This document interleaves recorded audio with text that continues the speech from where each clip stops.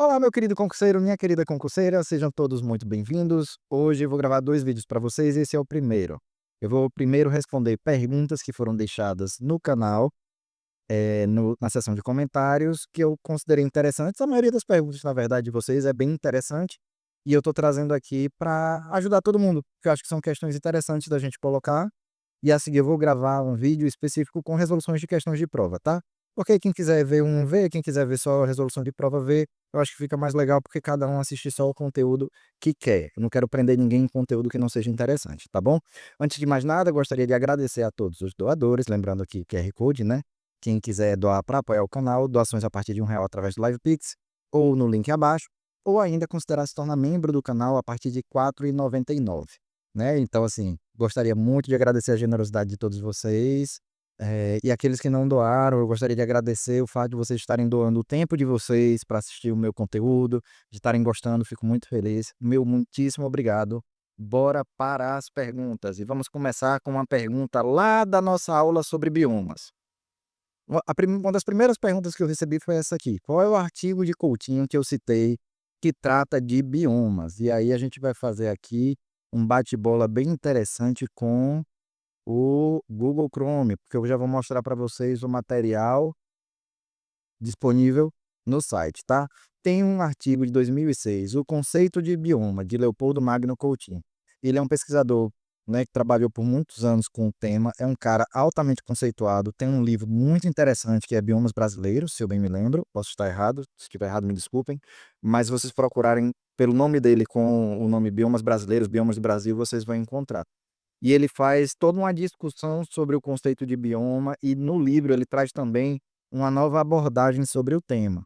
Então ele traz muitos conceitos legais, mas como eu falei assim, né, como é uma coisa que não está, vamos dizer assim, muito consolidada na literatura, não nem na literatura, mas no uso comum, né, no dia a dia das instituições, eu não me baseio só nele, aí eu vou para os conceitos de biomas de outros autores, tanto que eu uso o conceito de 6 biomas que é adotado pelo Ministério do Meio Ambiente, né, no próprio site do Ministério, a gente tem esse conceito dos biomas, vou até abrir aqui para vocês, porque teve uma pergunta que eu não consegui localizar, que foi postada no vídeo sobre o Pantanal, se eu não me engano, perguntando se o Pantanal era bioma. E aqui no site do Ministério do Meio Ambiente, eu respondi no dia, né, e aqui eu coloco, né, que é uma das maiores extensões úmidas contínuas, ele considera um bioma continental.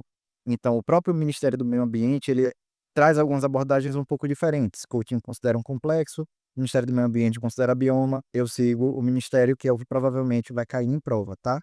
Então esse aqui é o artigo que ele disponibilizou, tá? E eu acho muito interessante para quem tiver um tempinho a mais aí de sobra, eu sei que é difícil, mas eu acho bem interessante para quem quiser dar uma aprofundada no assunto.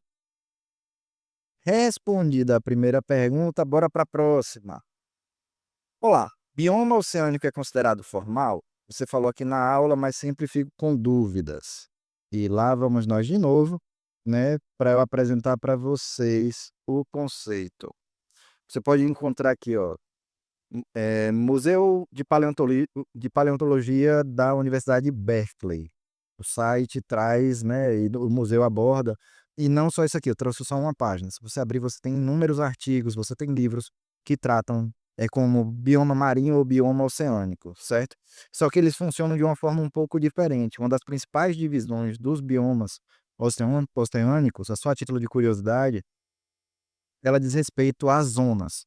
Zonas fóticas e afóticas, zona bêntica, betônica, né, que é benthic, né, bentônica, a zona entre marés, que é a parte onde a maré sobe e desce, então ele vai ter, uma zonação e cada zona dessa vai ter aspectos específicos da biota e aspectos físico-químicos que vão influenciar em suas características. Ele não entra como bioma brasileiro, até porque a gente vai considerar o quê? O oceano ele vai ter a maior parte dele em águas internacionais, né, então ele não é classificado pelo Ministério do Meio Ambiente como bioma brasileiro, né. Os biomas brasileiros conforme, né, a classificação dos 6 biomas vão ser a Amazônia, o Pantanal, o Pampa, Caatinga, Cerrado e Mata Atlântica, tá ok? Respondida mais essa pergunta que eu achei bem interessante. Vamos para a próxima. Professor, a caatinga é um bioma ou um ecossistema? E aí a gente poderia responder os 2, tá? A gente trata a caatinga como bioma, mas existem ecossistemas de caatinga. Inclusive tem uma questão que eu já encontrei numa prova que descreve um determinado ecossistema e pergunta se esse ecossistema corresponde a uma área de caatinga. Vamos lembrar, o bioma ele é composto por ecossistemas característicos, né? Então, você pode dizer que uma área é uma área de caatinga, é um ecossistema de caatinga, e pode estar no bioma caatinga. Então você tem esse conceito que vai ser aplicado aí nesses dois níveis, tá? Mas você geralmente vai dizer, quando você se referir à caatinga, você está se referindo ao bioma. Aí quando você vai se referir a um ecossistema, você vai se referir geralmente, aí eu estou falando mais no senso comum agora, tá? Você vai se referir geralmente a uma vegetação de caatinga, porque muitas vezes, no senso comum se utiliza qualificar o ecossistema pela sua fitofisionomia. Então muitas pessoas dizem assim: "Ah, é um ecossistema de caatinga ou uma vegetação de caatinga pela caracterização fitofisionômica", tá? Então, é interessante saber que se aplica aos 2, mas tem que ter essa ressalva de que, via de regra, quando você fala da caatinga, a caatinga, você está falando do bioma do bioma. Quando você fala vegetação de caatinga, ecossistema de caatinga, aí você está falando de um tipo de ecossistema que você vai encontrar dentro do bioma caatinga. Ou ainda uma disjunção, você pode encontrar, como eu falei, né, a respeito da Mata Atlântica, ecossistemas em refúgios vegetacionais, né, que eles compõem manchas fora do seu bioma característico, né. Então bora lá, próxima pergunta. Agora a respeito de sistema de informação geográfica, eu achei excelente esse comentário do colega, tá, porque eu não desdobrei para o nível de cálculo essa informação. E foi muito bom porque ele trouxe esse detalhamento. Professor, a quantidade de bits de uma imagem de satélite que ele está falando, tá, diz respeito à quantidade de tons de cinza que o sensor é capaz de captar. Quanto maior a quantidade de bits, maior o detalhamento de cada pixel.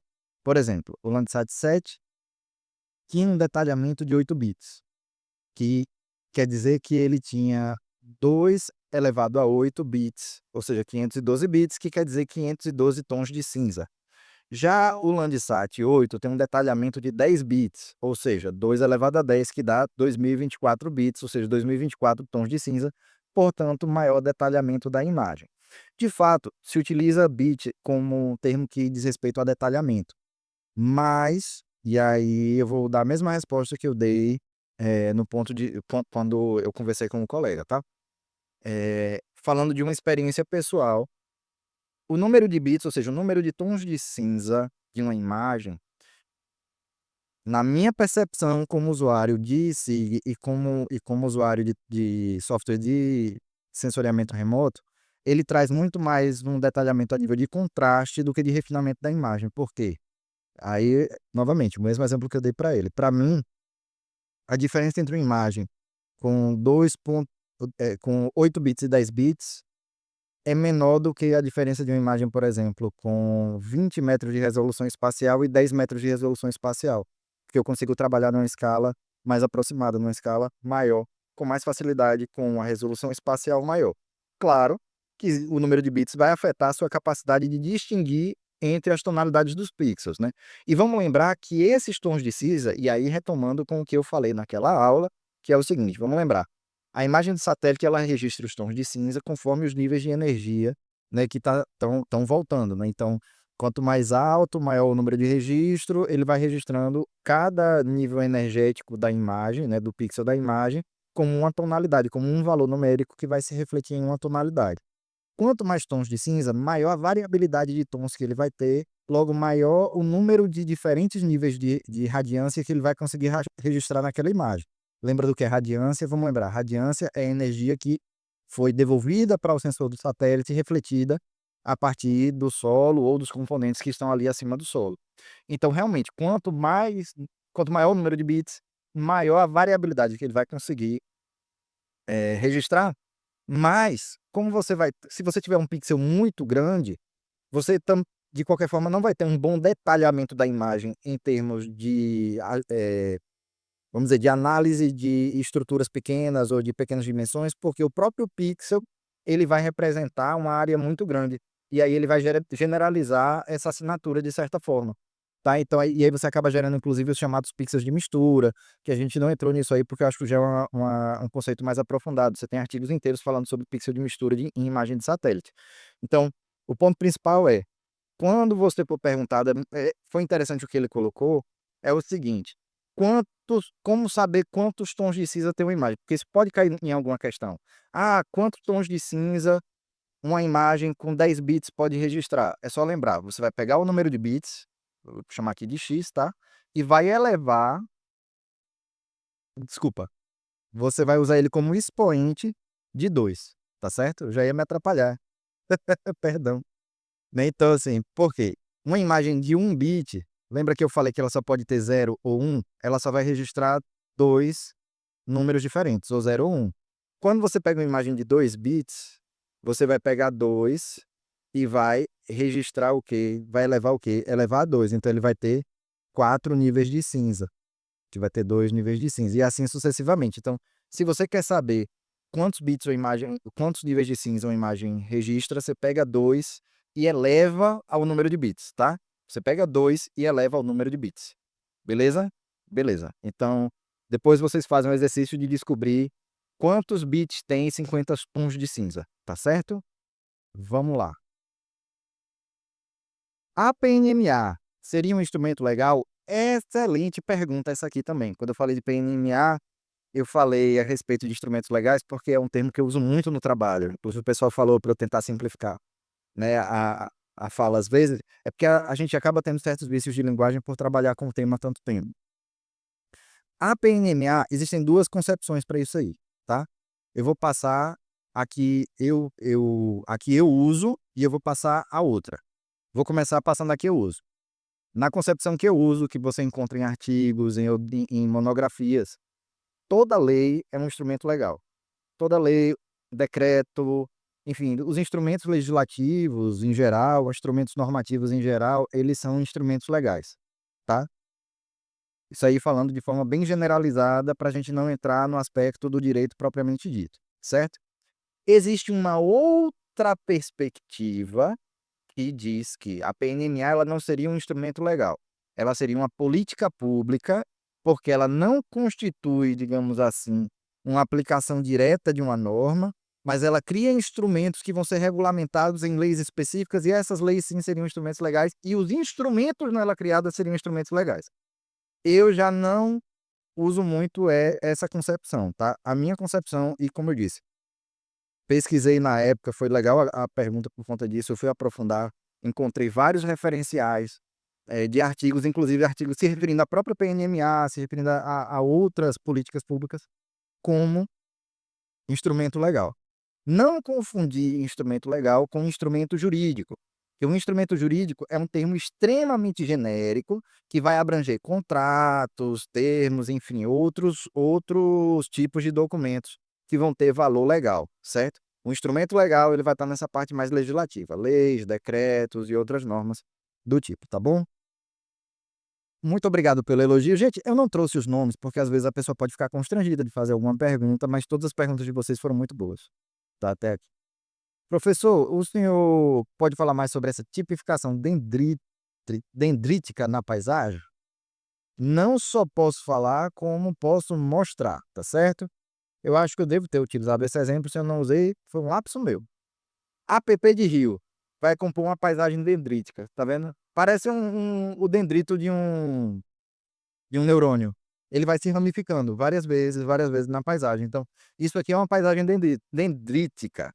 Vamos dizer, se tudo isso aqui for matriz e você só tiver app, ele vai compor uma paisagem dendrítica. Essa vegetação aqui vai compor a parte do remanescente, né? E a matriz, o restante. E pela forma, né? Ramificada e tal. Até porque a paisagem dendrítica, ela está muito associada à drenagem superficial.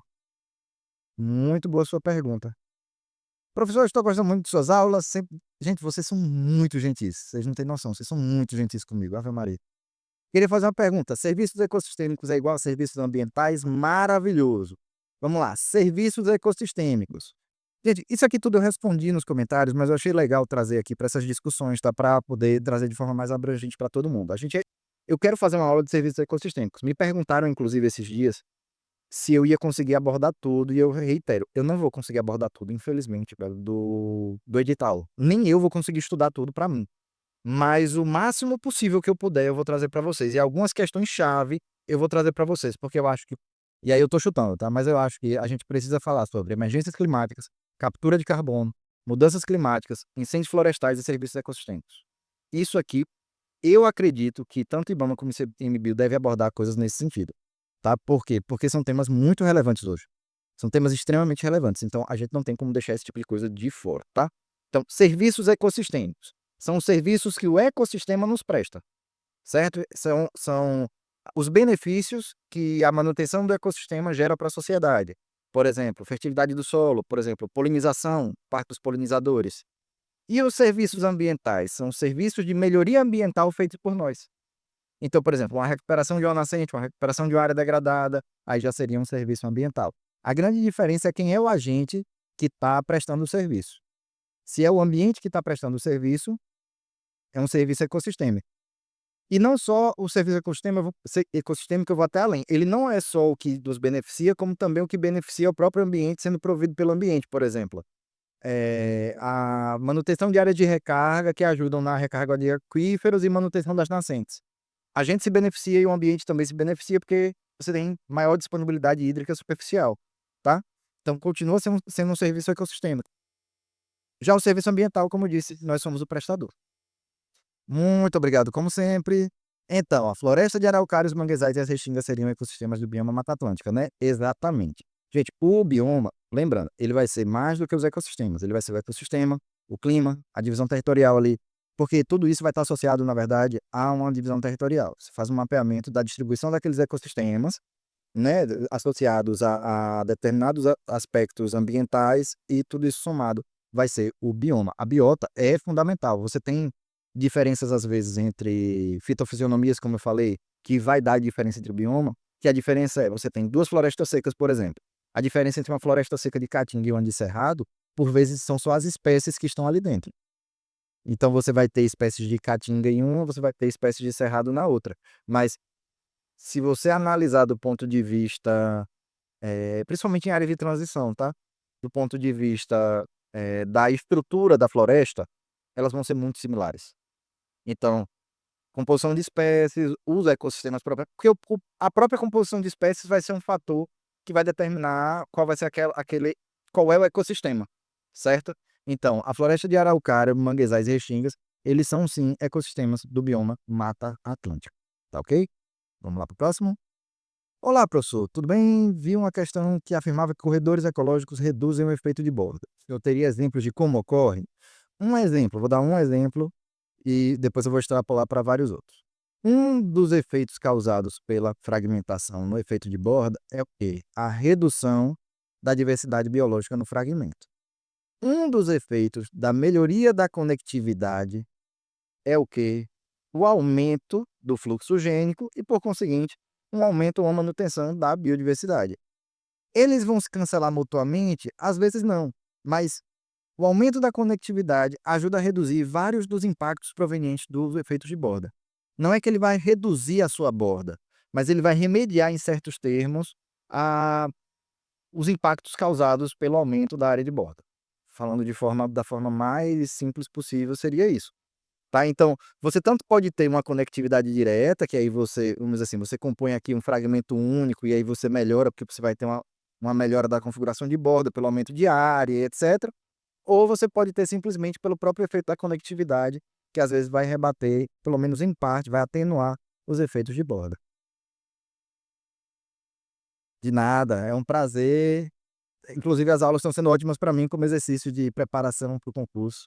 Uma pergunta: como é a sua preparação para discursiva? Não a questão exata, mas eu achei interessante trazer isso aqui, porque é uma pergunta que vocês me fizeram muito no começo. Olha só, todo mundo me pede para falar da discursiva. O grande desafio da questão discursiva é a gente não sabe o que vai vir, tá? Então, assim, se eu chegar aqui, eu não tenho como chegar aqui e resolver uma questão discursiva com vocês. Como é que eu me preparo? É muito mais fácil eu responder isso para vocês. Primeiro, eu tento reunir o maior número de informações possíveis sobre o tema. Tipo assim, eu não pego e estudo um artigo, outro artigo. Eu tento pegar informações o mais globais possíveis sobre o tema. Vamos dizer, se eu vou falar de serviços ecossistêmicos, eu vou procurar a política nacional que regula o tema, eu vou procurar uma literatura correlata que regula o tema, mas quando eu for estudar os outros temas, eu vou tentar fazer com que eu consiga correlacionar todos eles. Porque, por exemplo, serviços ecossistêmicos, a gente pode analisar eles associados, por exemplo, ao processo de mudanças climáticas, né? A gente pode associar isso junto a incêndios florestais, porque em meio ambiente tudo é sistêmico. Então você tem como integrar vários temas numa coisa só. Por que que eu faço isso? Porque eu tento me preparar para o maior número de cenários possíveis. E outra coisa, eu tento na minha resposta ser o mais abrangente possível dentro do tema. Eu tento trazer para minha resposta o maior arcabouço teórico possível para poder responder o tema demonstrando um domínio das ferramentas que existem ali. Então, por exemplo, como eu falei com vocês, eu falei dos artigos da Constituição, eu disse, ó, cai no IBAMA, mas é interessante quem é do ICMBio estudar também, por quê?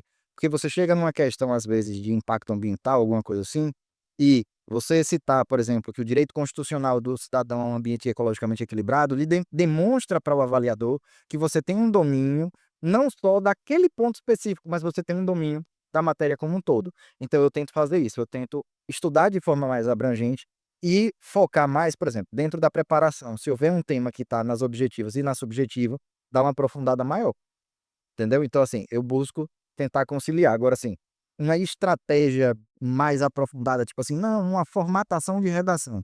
Eu já não faço, por quê? Porque, por exemplo, em provas docentes, você tem redação aberta.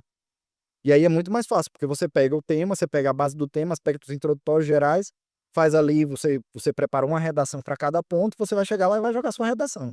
Já estudo de caso não, você depende muito do tipo de caso que vai ser apresentado para você. Então, a grande recomendação que eu dou para vocês na preparação é isso: tentem estudar de uma forma mais abrangente. Por quê? Ah, professor, e se pedirem um ponto específico? Uma coisa muito detalhada? Você vai ter que escolher, como a gente tem um tempo limitado, você vai ter que escolher o nível de abordagem que você vai fazer. Porque se você for muito detalhado, você pegar, por exemplo, serviços ecossistêmicos, é um mundo para estudar. Dificilmente você vai conseguir dominar na minúcia todos os temas relativos a em serviços ecossistêmicos até o editar, tá certo? Então é assim que eu me preparo.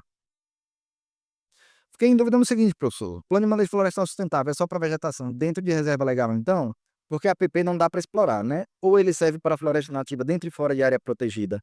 Mas se sim, porque está dizendo aí no slide o contrário. E aí eu vou colocar para vocês o seguinte: existe uma situação em específico, essa questão aqui, quando você me fez, me apertou sem me abraçar, como dizem aqui na região que eu moro, tá? Não sei se aí também falam assim, porque é o seguinte, ó. Quando a gente vai lá nas atividades de baixo impacto, tá aqui, ó, exploração agroflorestal e manejo florestal, e aqui é onde está a peculiaridade: sustentável, comunitário e familiar, não é ou. Então você tem que reunir esses critérios aqui, incluindo a extração de produtos florestais não madeireiros, desde que não descaracterizem a cobertura vegetal nativa, ou seja, você não pode fazer o manejo florestal com o corte de talhões, isso aí reporta muito mais do que um corte seletivo existente, nem prejudiquem a função ambiental da área, o que é também muito relativo, que vai depender do tipo de APP onde você está realizando. Então, dentro das possibilidades de intervenção em área de preservação permanente, as atividades eventuais ou de baixo impacto ambiental estão. O PMFS só vai ser caracterizado como eventual e de baixo impacto quando ele compuser todas essas exigências aqui: manejo florestal sustentável, comunitário e familiar. Porque aqui é um E, não é um O. Então, eles não são excludentes, tá? Eles são somatórios. E aí, quando a gente vai lá em área de preservação permanente, regime de proteção da reserva legal, regime de proteção das áreas de preservação permanente, aqui, ó. No caso de, tendo ocorrido, aqui, a intervenção ou supressão de vegetação nativa em área de preservação permanente somente ocorrerá nas hipóteses de utilidade pública, interesse social ou de baixo impacto ambiental previstas nesta lei. A supressão de vegetação nativa protetora de nascentes, dunas e restingas somente poderá ser autorizada em caso de utilidade pública, ou seja, interesse social não entra. Então, tem casos, inclusive, que ele é mais restritivo. A intervenção para as áreas de manguezal aqui de restinga estabilizadoras de mangue, só quando tiver a perda de função ecológica do manguezal para execução de obras habitacionais. Então você ainda tem aqui casos específicos aonde você não vai poder fazer, tá? Mas a regra geral que aplica é essa. Você tem que ter o plano de manejo florestal sustentável, comunitário e familiar, conforme a legislação estabelece. Então, por que é que eu não trouxe esse ponto específico? Porque, como eu disse a vocês, a gente tem que ler. Eu li, na verdade, atividade de baixo impacto, eu li a parte da área de intervenção em APP, né? Então, assim, ele não traz diretamente na lei que pode, certo? Mas, tipo assim, pode fazer o PMFS em APP, como ele traz para a reserva legal. Mas como ele diz que pode ter intervenção em APP no caso de atividade de baixo impacto e é caracterizado como atividade de baixo impacto, então aplicaria. Lembrando, o que é que vai ser um plano como esse? A área comunitária, aí você teria o quê? Um assentamento de reforma agrária, porque são pessoas que você vai ter áreas coletivas com a prática de agricultura familiar, um remanescente de quilombola, uma comunidade quilombola que tenha uma área, que é a área deles, né, depois do processo de regularização, é uma área comum e eles fazem aquela exploração ali em regime familiar. Então você tem casos específicos ali, muito específicos, onde você teria o precedente de poder fazer esse PMFS, lembrando, sem descaracterizar a vegetação nativa do local. Professor, em alguma aula o senhor poderia comentar as diferenças do bioma Mata Atlântica e Amazônico? E aí eu vou repetir.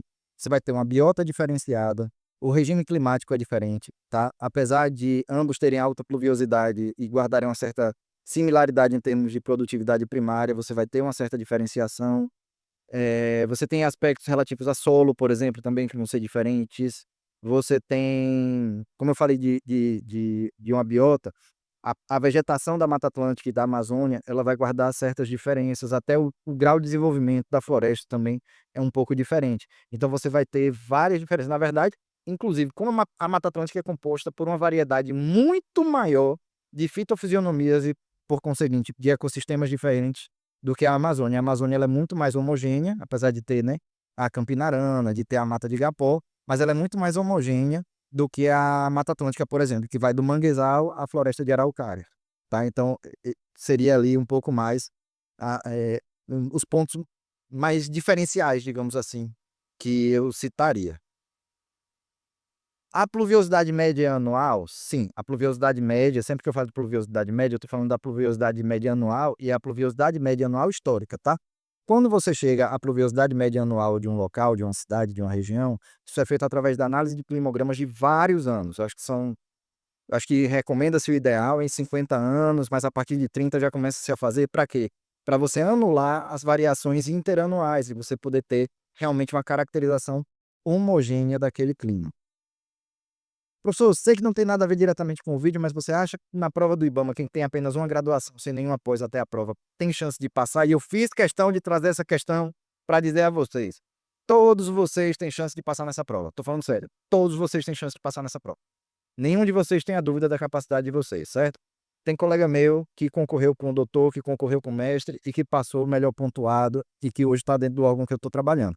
Então, a pós-graduação, ela é uma vantagem de pontuação, ela é uma vantagem de experiência, mas uma boa prova objetiva e uma boa prova discursiva, muitas vezes, consegue derrubar muita gente que tem uma titulação melhor, tá certo? Até porque o seu grau de preparo, a sua tranquilidade na hora de fazer uma prova, às vezes influencia mais do que a pós-graduação propriamente dita. O estado mental da pessoa, às vezes, acaba comprometendo a pessoa. Eu já concorri com gente que tinha mais titulação que eu, uma titulação bem melhor do que a minha, e consegui me sair bem melhor numa determinada seleção. Por quê? Porque a pessoa provavelmente teve uma dificuldade ali, que até pelo currículo da pessoa dificilmente foi uma dificuldade técnica, provavelmente foi uma dificuldade em termos de psicológico mesmo da prova. Então, vai tranquilo, vai com fé que vai dar certo, tá certo? Tô contando com vocês, viu? Professor, fiquei com dúvida em relação a hotspot. Pode me esclarecer o que são hotspots? Quem vai esclarecer não sou nem eu. Quem vai esclarecer para você é a conservação internacional. É a International Conservation. Hotspot, uma região deve preencher pelo menos dois dos seguintes critérios para se qualificar: abrigar no mínimo 1.500 espécies de plantas vasculares endêmicas e ter 30% ou menos de sua vegetação original, ou seja, extensão de cobertura do habitat histórico, tá? Não é recente, é do habitat histórico. Mata Atlântica, por exemplo, acho que tem hoje 20 e poucos por cento da distribuição histórica, certo? Não confundir com áreas de endemismo, que tem que ter pelo menos são duas espécies de clados monofiléticos para você caracterizar uma área como área de endemismo. Já hotspot não, você tem que ter aqui pelo menos 1.500 espécies de plantas vasculares, conforme conceito da Conservation International. Gente, e era isso que eu tinha para tirar de dúvidas de vocês. Dúvidas maravilhosas, gostei muito de responder todas, tá? Espero que tenha sido útil para vocês. Não sei se todo mundo já conhecia, às vezes pode ter ajudado a fixar o tema. Enfim, é um prazer ter vocês aqui, como sempre. Espero que todos vocês tenham um bom final de semana, porque isso aqui deve estar indo ao ar sexta-feira ou sábado. Essa semana eu tô devendo para vocês, tá, gente? Eu sei, porque o bicho tá pegando aqui. Tem umas questões extra canal que estão pegando, tá? Mas tem conteúdo no final de semana, como sempre. Não se preocupem, não estou abandonando vocês, mas é porque o professor também é pai, semana de começo de aula, muita coisa rolando, viu? Não é uma desculpa, mas é um pedido de desculpa, tá? Gente, é isso aí. Um grande abraço para vocês, fiquem bem, energia positiva, mentaliza que vocês vão sair muito bem nesse concurso, tá bom? Grande abraço e até a próxima aula que eu vou gravar agora. Até mais!